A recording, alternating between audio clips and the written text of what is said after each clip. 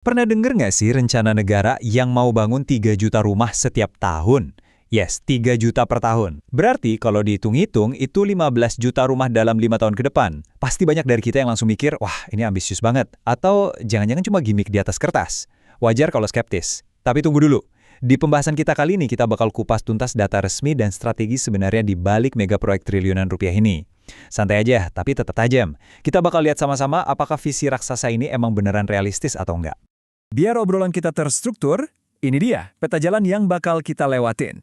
Mulai dari visi besar, syarat dan pembiayaan, 10 kota baru, regulator versus eksekutor, rintangan nyata di lapangan, sampai ke dampak ekonominya. Oke, masuk ke bagian pertama, visi besar. Apa sih sebenarnya wujud dari program 3 juta rumah ini kalau kita lihat di skala nasional? Pertanyaan mendasarnya gini, sanggup nggak sih pemerintah beneran bangun 3 juta rumah tiap tahun? Kuncinya ternyata ada di definisi kata membangun itu sendiri. Strateginya tuh nggak maksa bikin 3 juta rumah baru dari nol semua. Ada strategi spasial yang lumayan cerdas di sini. Target 3 juta unit ini ternyata dipecah jadi dua. 2 juta unit atau sekitar 66,6%-nya itu difokusin buat daerah pedesaan dan pesisir. Dan bentuknya bukan rumah baru, melainkan bedah rumah atau renovasi supaya jadi layak huni. Nah sisanya yang 1 juta unit baru deh dibangun di kawasan perkotaan dalam bentuk rumah susun atau hunian vertikal. Jadi program ini nggak cuma sekedar ngejar kuantitas, tapi emang disesuaikan sama kondisi geografis dan kebutuhan asli masyarakat di lapangan. Lanjut ke bagian kedua, syarat dan pembiayaan. Ini nih yang paling ditunggu-tunggu. Siapa yang berhak dapat dan dari mana duitnya? Kalau kita lihat dari kriteria resminya, target utama program ini adalah MBR alias masyarakat berpenghasilan rendah. Kelompok ini tuh ibaratnya pekerja informal, buruh, ojol, atau mereka yang daya belinya terbatas banget makanya butuh intervensi dan subsidi langsung dari negara biar bisa punya aset. Coba perhatiin syaratnya. Siapa tahu lo atau orang terdekat lo masuk kriteria. Batas gaji maksimal itu 4 juta rupiah per bulan buat rumah tapak dan 7 juta rupiah buat apartemen atau rusun. Terus, syarat lainnya, belum pernah dapat subsidi perumahan dari pemerintah, wajib punya NPWP, dan harus punya tabungan di bank selama 6 bulan terakhir dengan saldo ngendap 2-5 juta rupiah. Sengaja dibikin lumayan ketat syarat administrasinya, biar benar-benar tepat sasaran. Terus, buat bayarin ini semua butuh duit berapa? 58 triliun rupiah. Ini adalah alokasi APBN untuk tahun 2026, yang emang khusus didedikasikan buat sektor perumahan aja. Komitmen awal yang benar-benar masif banget. Dana super gede tadi disebar ke beberapa skema pembiayaan.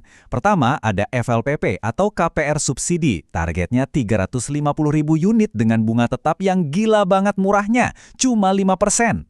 Kedua, ada BSPS. Ini tuh program bedah rumah gratis buat warga miskin di desa, targetnya 400.000 unit. Dan ketiga, ada QR perumahan dengan total anggaran sampai 130 triliun selama 5 tahun ke depan buat bantu UMKM pengembang dan individu.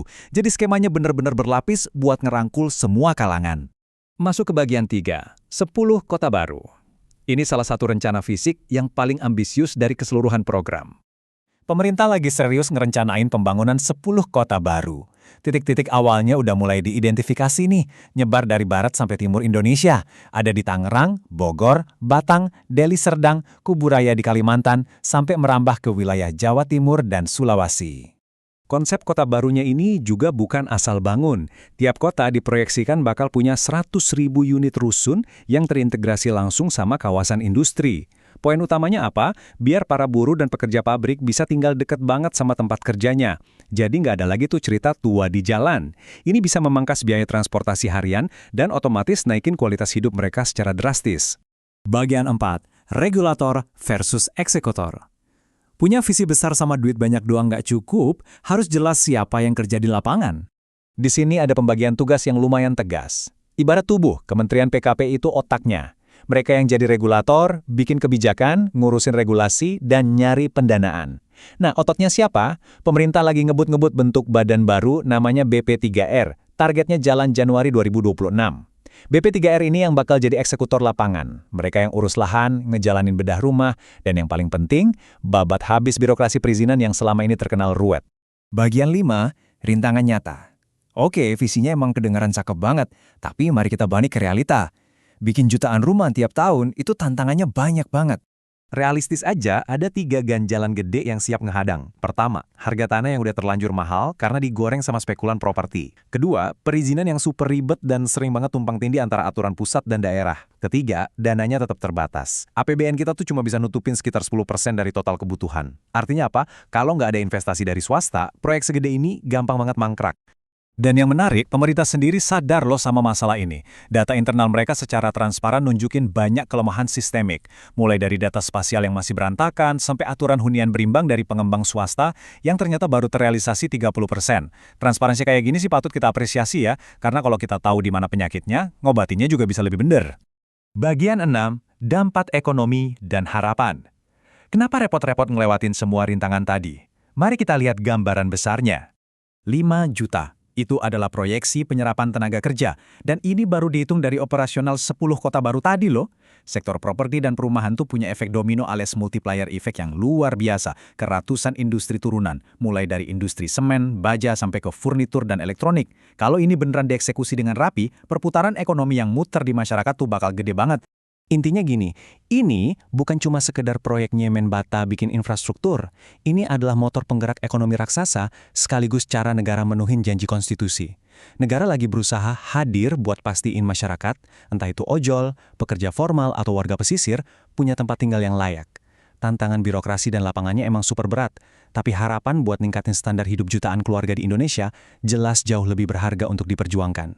Nah, setelah kita bedah bareng-bareng dari visinya, tantangannya, sampai skema pembiayaannya, sekarang pertanyaannya buat lo. Lo atau mungkin keluarga lo masuk nggak nih di kriteria penerima KPR subsidi ini? Kalau iya, kayaknya ini momen yang pas banget buat mulai cari-cari info lebih lanjut. Thank you udah ngikutin pembahasan kali ini, tetap kritis dan sampai ketemu di ulasan menarik kita selanjutnya.